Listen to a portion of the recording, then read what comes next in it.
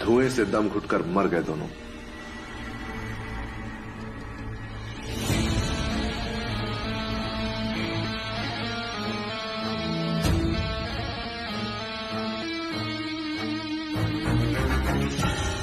तुम बाहर जाओ गोविंद।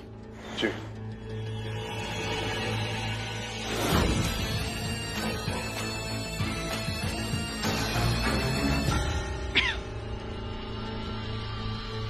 मुन्ना, मैंने तुझे नहीं मारा बेटा, मैं तुझे जिंदा रखना चाहती थी,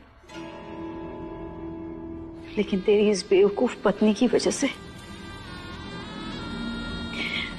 मुझे तुझे मारना पड़ा बेटा।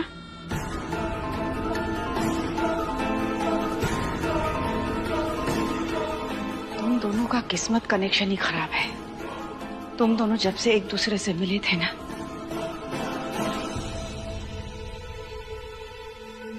तब से तुम दोनों एक दूसरे के लिए श्राप बन गए थे। लेकिन जाते जाते नियति मेरे दिल का एक बहुत बड़ा बोझ हल्का करके गई है। आज मेरा बदला पूरा हो गया। आज मैंने गजेंद्र पांडे से अपना बदला ले लिया। तुम्हें पता है मुन्ना, सबसे पहले मैंने गजेंद्र पांडे को बेबस, लाचार और बीमार करके बिस्तर पर डाल दिया। अब मैं उसे घर जाकर बताऊंगी कि उसके इकलौते बेटे और बहू को मैंने मरवा दिया। लखनऊ का सबसे ताकतवर आदमी गजेंद्र पांडे बिस्तर पर लेटा लेटा अपने आप को कोसेगा और यही सोचेगा कि मैंने ऐसा क्यों किया।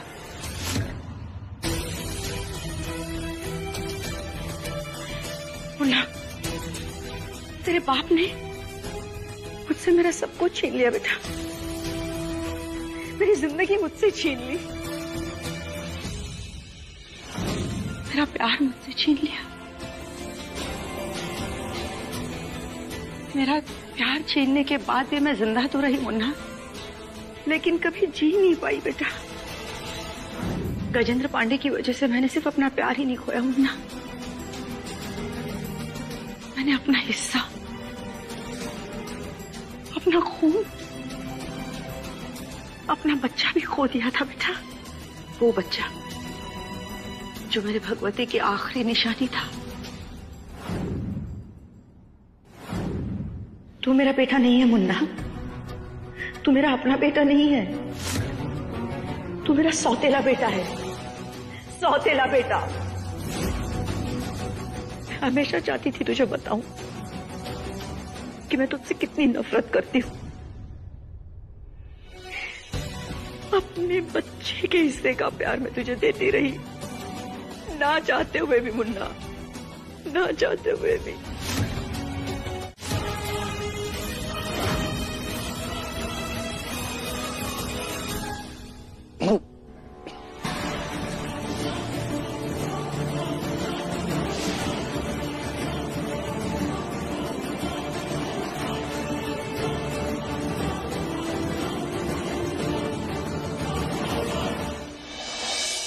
मुन्ना,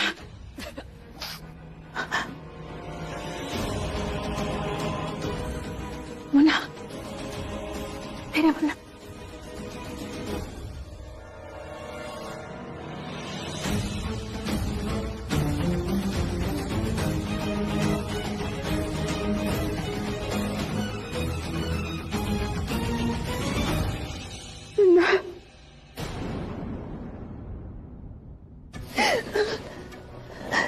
मेरा सर। तू ठीक है मुन्ना? ये सब ये सब कैसे हुआ मुन्ना? हम दोनों कहाँ पर हैं? ये बात मैंने घर के एक ड्राइवर तक पहुंचा दी थी। देखना, अब वो यहाँ आएंगे और तुम्हें वापस घर लेकर जाएंगी, क्योंकि वो नहीं चाहती कि तुम ठीक हो और तुम।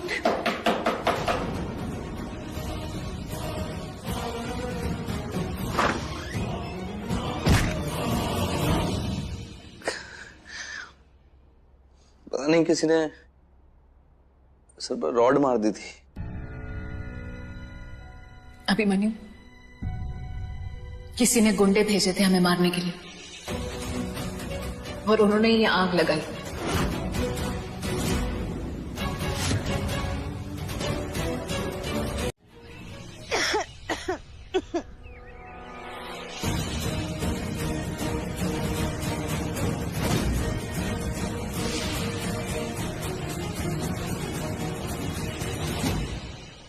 बहुत खुश होने की जरूरत नहीं है तुम्हें। आज तो बचा लिया तुमने मुन्ना को, कब तक बचाओगे? और रही बात मेरा सच मुन्ना को बताने की, तो वो तुमसे ज्यादा मुझ पर भरोसा करता है, इसीलिए मेरे खिलाफ एक भी शब्द नहीं सुन पाएगा वो।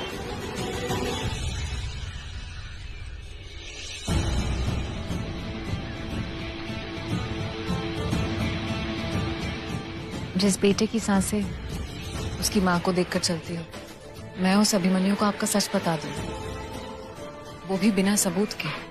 नहीं माँ, इतने दिनों में मैंने आपसे बहुत कुछ सीख लिया है। मैं पापा को भी आपकी सच्चाई बता सकती थी और वो मेरी मदद भी करते, लेकिन आपने उनके साथ भी। लेकिन मैंने भी सच को अपना लक्ष्य बना लिया है। 48 घंटों में मैं आपकी सच्चाई आपके बेटे के सामने लाकर रहूंगी, वो भी सबूत के साथ। ये एक पत्नी का वादा है अपने पति के दुश्मन से।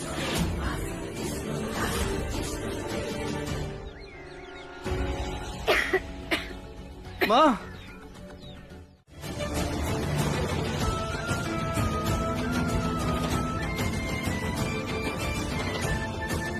पापा फिक्र मत कीजिए, मैं सच जान चुकी हूँ। मैं हूं ना, मैं आपको और अभिमन्यु को कुछ नहीं होने दूंगी। ये आपकी बहू का वादा है आपसे।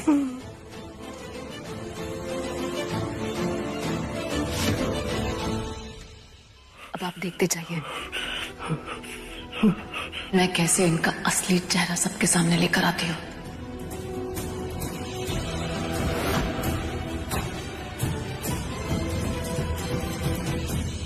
क्या बातें हो रही हैं बहू और ससुर में?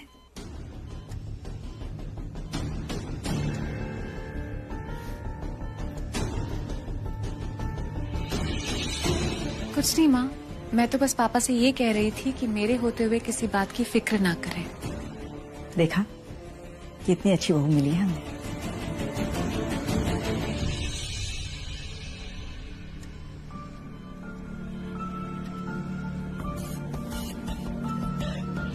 चल मुन्ना, मैं तुझे हल्दी वाला दूध बना के दे देती हूँ।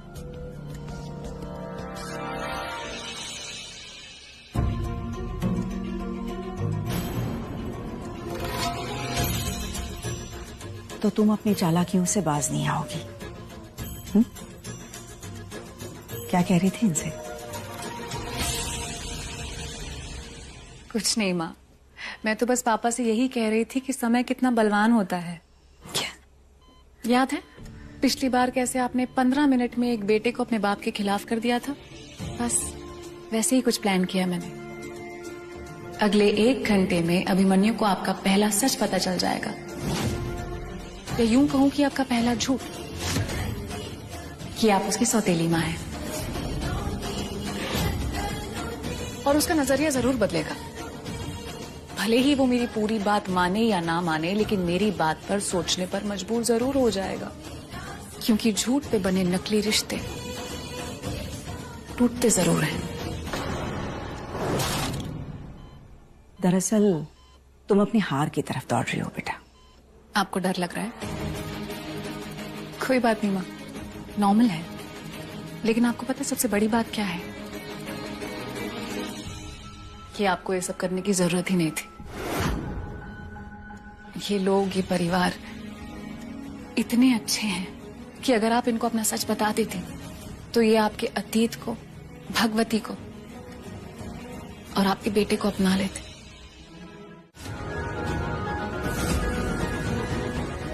आज ये सच अभिमन्यु के सामने लाना बहुत जरूरी है। नहीं मनोरमा, सच?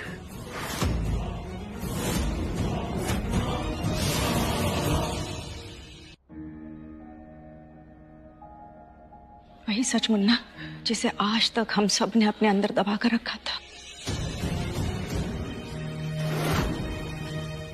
वही सच जिसे तुझे हमेशा सहज कर रखा। आज उसी सच को किसी ने हमारे सामने लाने की साजिश रची है।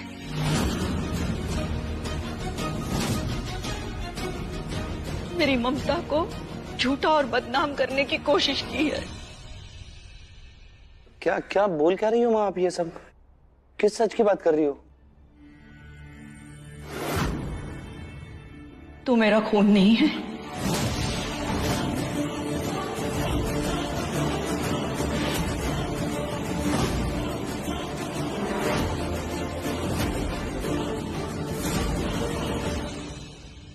मैं तेरी मां नहीं हूं।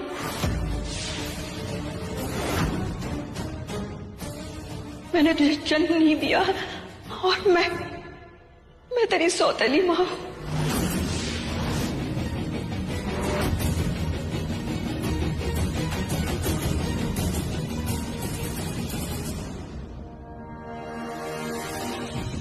ये कागज का टुकड़ा, ये उस सच का सबूत है।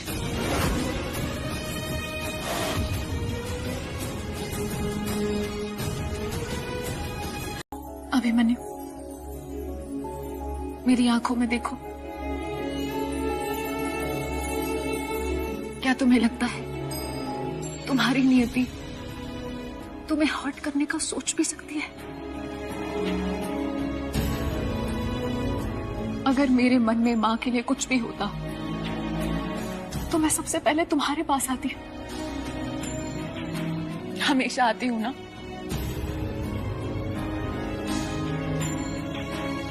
मैं ऐसा क्यों करूंगी जब मैं सीधा अपने पति से बात कर सकती हूँ? क्यों करूंगी ऐसा मैं अभिमन्यु?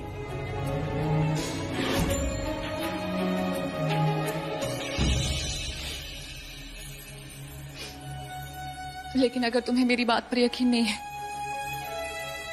तो मुझे मेरी सच्चाई साबित नहीं करनी।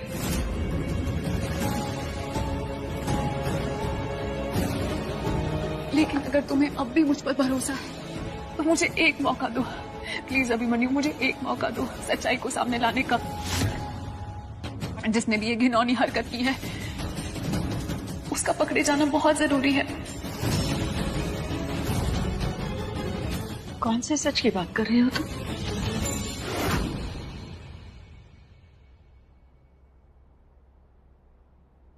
ये बर्थ सर्टिफिकेट मैंने ही तुम्हें दिया था ना?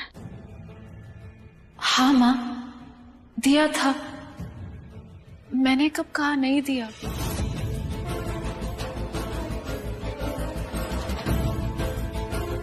नियति मेरी बात मानकर ये कौन सा नया खेल खेल रही है? मैंने तो इसे बर्थ सर्टिफिकेट दिया ही नहीं। मैंने बर्थ सर्टिफिकेट देखा था लेकिन वो गलती से बाहर मुझसे छूट गया और वो किसी ऐसे इंसान के हाथ लग गया जिसने उसका इस्तेमाल अभिमन्यु को परेशान करने में कर लिया।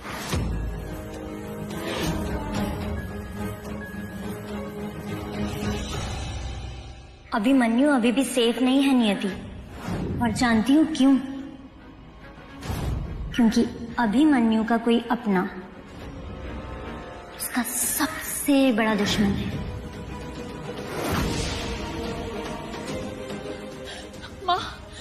माँ शगुन, भगवती की बेटी, आपको पता उसने जाते जाते मुझसे क्या कहा था?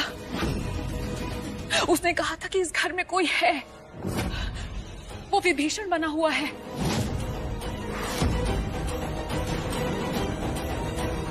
जो हमारी घर की खुशियों को खत्म कर देना चाहता है। शायद सच में कोई भेड़ की खाल में भेड़िया घूम रहा है हमारे बीच।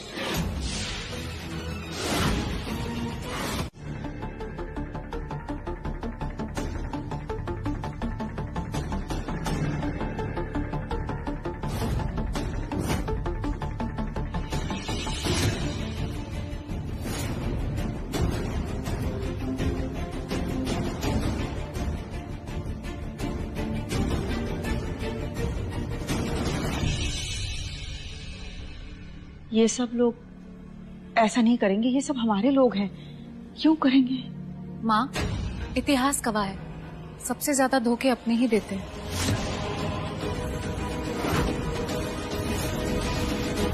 आप फिक्र मत कीजिए, सच अभी सामने आ जाएगा।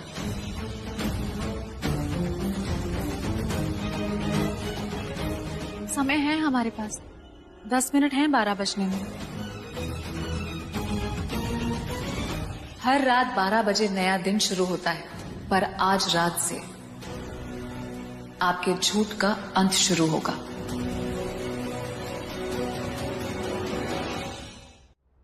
बारह बजने में?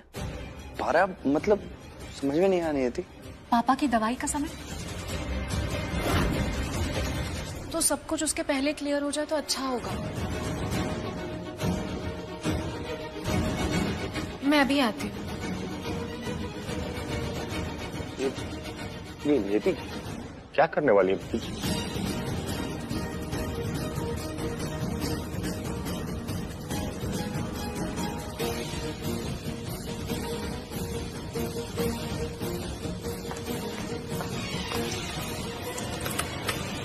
अब ये बाहर के कंपाउंड के सीसीटीवी कैमरा की फुटेज है।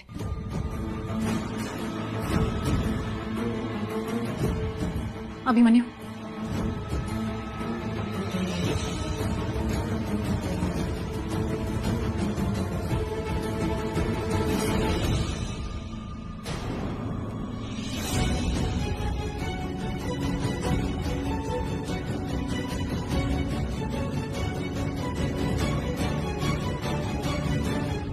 आप सब भी देखिए। मामा जी,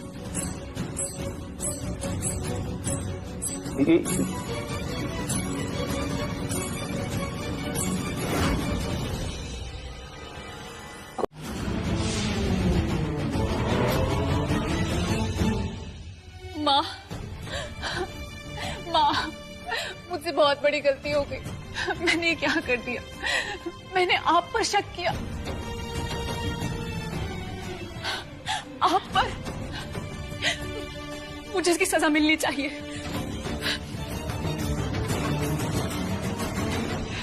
हे देवी माँ, मैं आपके सामने अपनी गलती स्वीकार करती हूँ और अपने आप को इस गलती की सजा भी देती हूँ।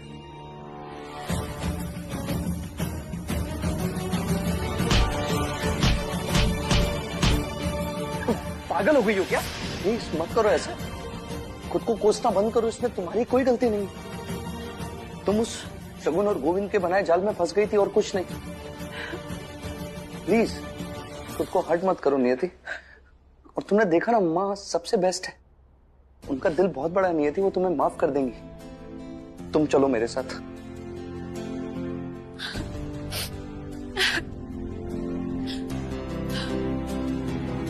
आपका दिल बहुत बड़ा है ना,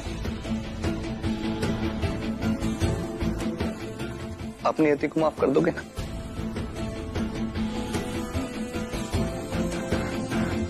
तेरे लिए सब कर दूंगी मुन्ना। और फिर माँ को क्या चाहिए होता है? अपने बच्चों की खुशियों में तो उसकी खुशियां होती हैं।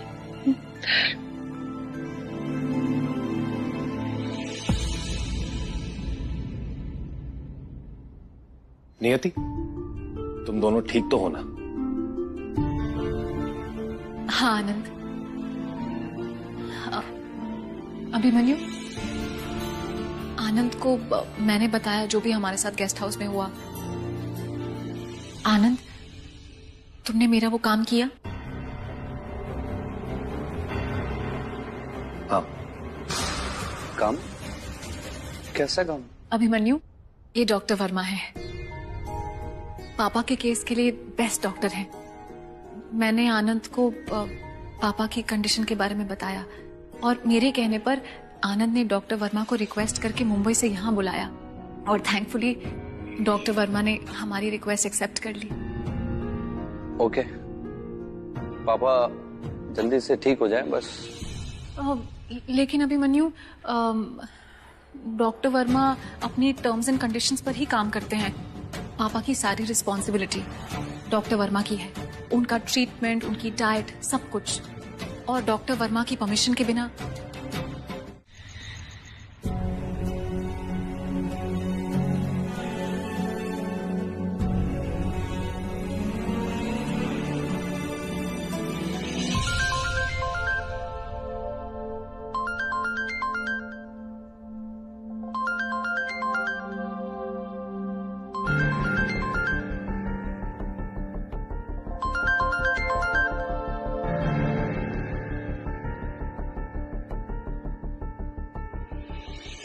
मनोरमा जी वो जिंदा क्यों है?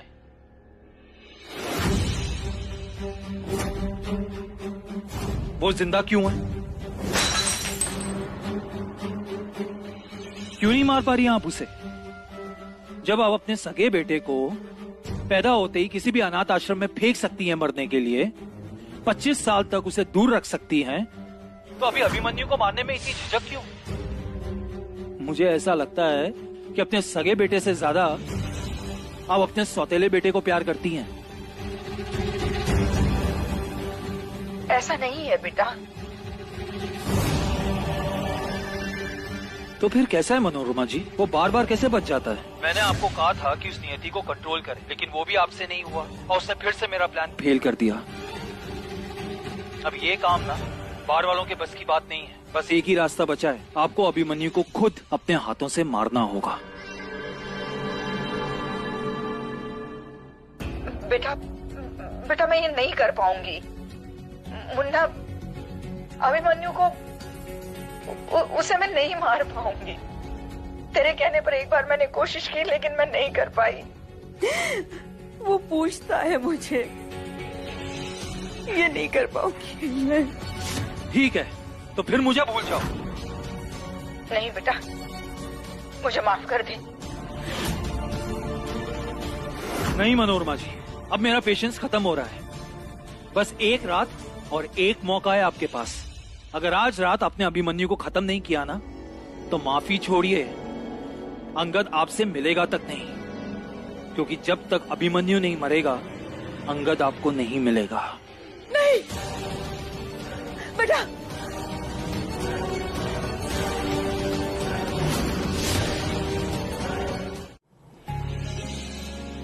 दादी अब चीनी डालूं? हाँ हाँ, और थोड़ी ज्यादा ही डालना। उक्का है कि हमारा मुन्ना मकौड़ा है, मकौड़ा। मीठा कुछ ज्यादा ही पसंद है उसे।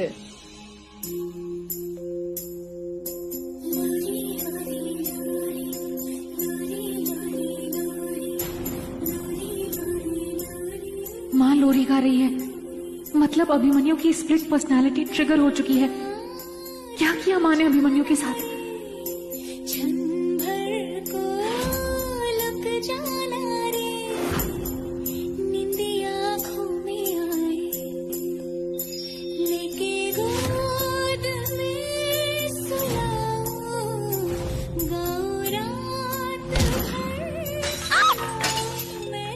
पागल लड़की, सारा सामान गिरा दिया।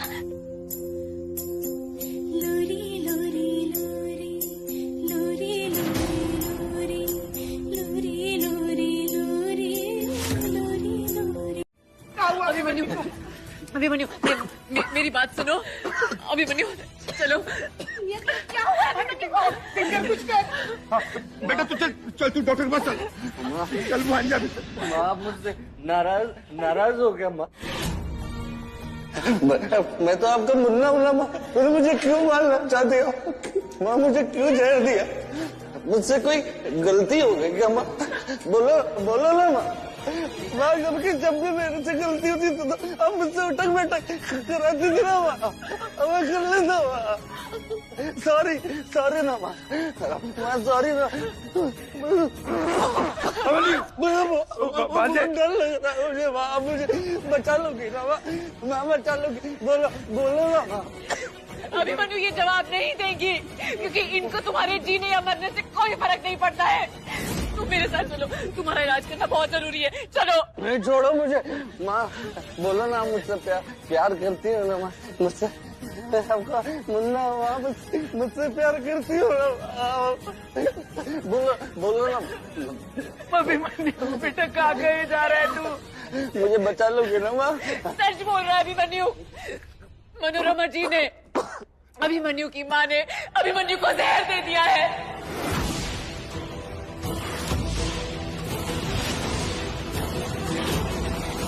क्योंकि इन्होंने अभिमन्यु को अपना बेटा कभी माना ही नहीं। चलो अभिमन्यु, इनके लिए अभिमन्यु बस अपना बदला पूरा करने का जरिया था। बदला? कैसा बदला लेती? कैसा बदला लेती? अपने सगे बेटे से दूर होने का बदला।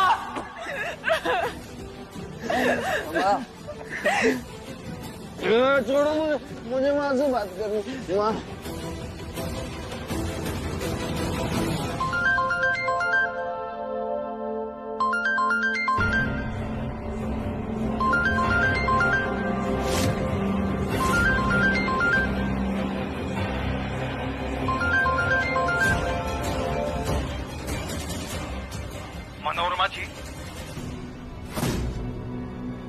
आपका लाडला और सौतेला अभिमन्यु मरा कि नहीं अब तक?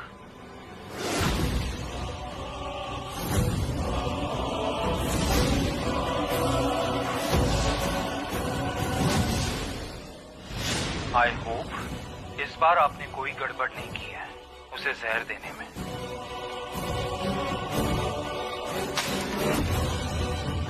सौतेली अंत में सौतेली ही निकली। माँ, माँ, दादी, माँ कहाँ पर है? मामा, माँ कहाँ पर है? माँ, अब ये तो सब भूल जाओगे, उसे कैसे बताएंगे कि क्या हुआ? और ये बर्दाश्त भी कैसे करेगा?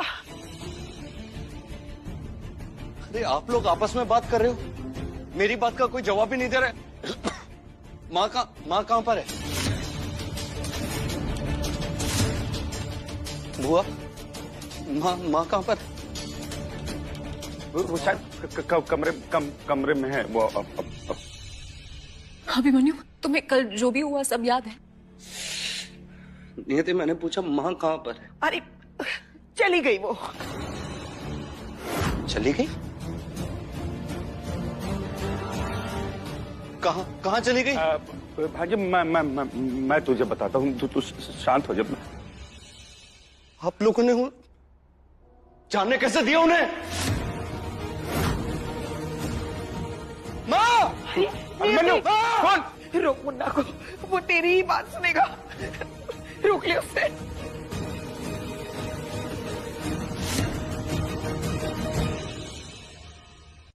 रोक ले। नियति, अरे अरे ये लड़की ऊपर से रसोई में क्यों चली गई?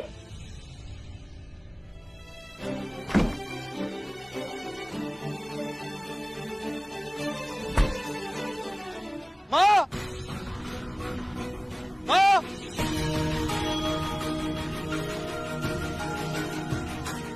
माँ! नियति, अभिमन्यु वहां ऐसे चला गया और तुझे मिठाई खाने का सूझ रहा है? मामी जी, सिर्फ मैं नहीं, आप सबको भी मुंह मीठा करना चाहिए। लीजिए।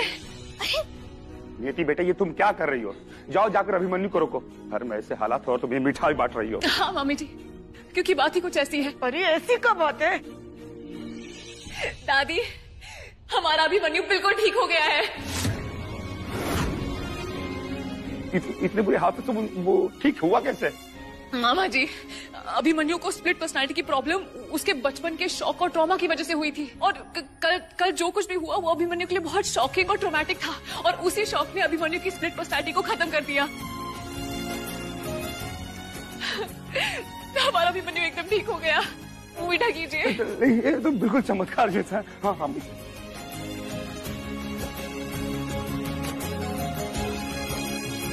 लेकिन अगर उसे सब कुछ याद है, उसे कल रात का हादसा भी याद है, और जो मनोरमा ने उसके साथ किया वो भी याद है,